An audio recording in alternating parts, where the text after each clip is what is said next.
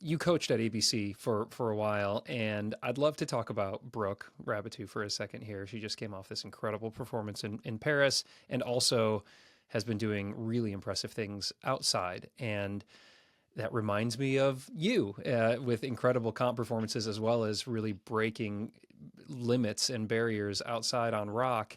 And you coached Brooke for a while, right?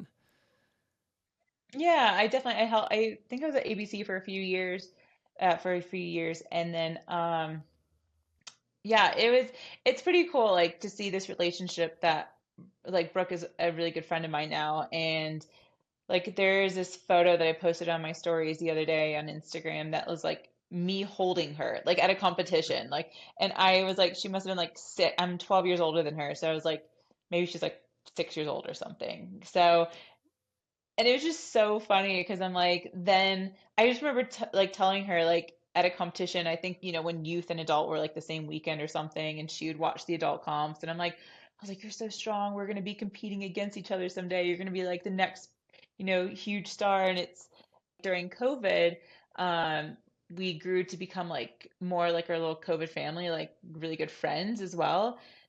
And so like our relationship just like evolved over the years. And so before I got pregnant, like her and Natalia, like we're all like we're each other training partners.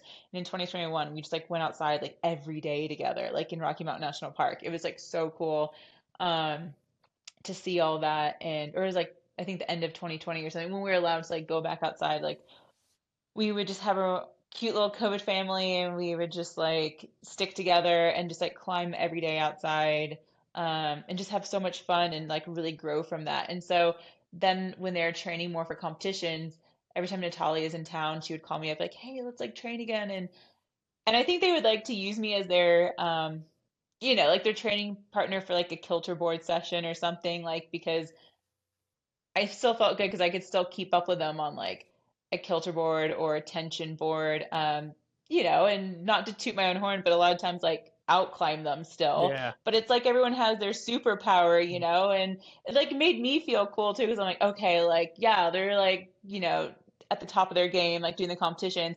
And it doesn't mean like it just showed me like it's not that I'm not strong enough to do that. Like, I mean, you get me on a dyno or something and I'm like V5. So it's like they would destroy me, and most people would destroy me on like before pregnancy, like on anything that's like dyno or coordination related. But then on the board, like I think I was just that partner for them that like they didn't feel competitiveness, and like it wasn't like a competition, like, oh, this is my competitor in a competition. Plus, I'm like on a board with them. So like they could, I guess use me as like a rabbit kind of in a good way, in a fun way. We would have fun with it. And it was always like a fun competition where we'd be like supporting each other and having fun and motivating each other. And um, yeah, you kind of just like one person does something, okay, and the other person wants to do it too. And it like would make me like try harder and it would make them try harder. So I do miss that. Hopefully I can get back to that after having the baby, and then the baby can like watch. And I with Brooke the other day, I'm like, it's so cool. Like I hopefully like what I have been like with you, like you can be that for my daughter. Ah, cool. Love that. That'd be super cool. Yeah, that's really what a great thought to have. All right, y'all, just a quick 30-second shout out here for today's sponsor, which is the Crimped app. And I'm telling you, I love Crimped. Long before there was a YouTube channel, I was using Crimped to program my training because it takes the guesswork out of things. We're too busy to worry about this stuff. Open up Crimped. You can either load in a program like a sport plan or a boulder plan, or you can choose from the hundreds of exercises and protocols that they have in there to figure out your week. And at the end of each day and at the end of each week, you get to check them off. You know what's happening. You know what's coming. It will level up your training. I love it so much. Check it out. Hit that link. You can download it for free. All right, let's get back to the interview. Like, what makes Brooke special? Like, what's her superpower, do you think, beyond, what apparently is just kind of dominating whatever she decides to take on? Where do you think she's going to take her climbing over the next handful of years here? Wow. It's so hard to like even know, but like I mean I think her lightheartedness and like she's just like she's a fun, loving person, and I think that mental part like keeps it going and is like really inspiring to other people too. Because taking it too serious sometimes, then you can get like wrapped up in like, and I think that was parts of me where I had like when I did get wrapped up in it and became more mental. And I think Brooke talked about that at one point, when she like had a good and Natalia did as well, like had a good World Cup season and then the next season wasn't so good. And I think like the expectations that we put on ourselves, I think that's hard to internalize sometimes, and that can be a hindrance. And so every top athlete, I think, goes through Hmm. that. And but then if you go through it and like learn from it, you can come out stronger on the other end. So I think, Brooke has had some of that, Natalia has had some of that, and then finding the funness as well. Like, you can't obviously take it lightheartedness the whole entire time, but then you do need that balance. Like you do need to like realize like what am I doing? Why am I doing this? And I'm having fun doing it.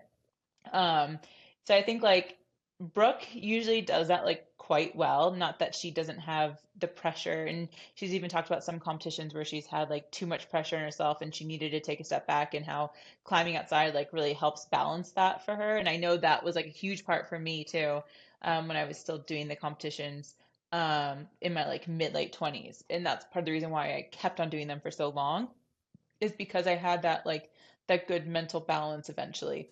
But yeah, it's hard to see what I don't know, like there's so much potential, and then you just see, people like change the perspective. And I think for me, like personally with competitions, I remember it was like the national team trials for before the first Olympics. Um, and I pulled out from the team trials the day before, and I wrote the president of USA Climbing, and I was like, I'm really sorry, but I'm pulling out.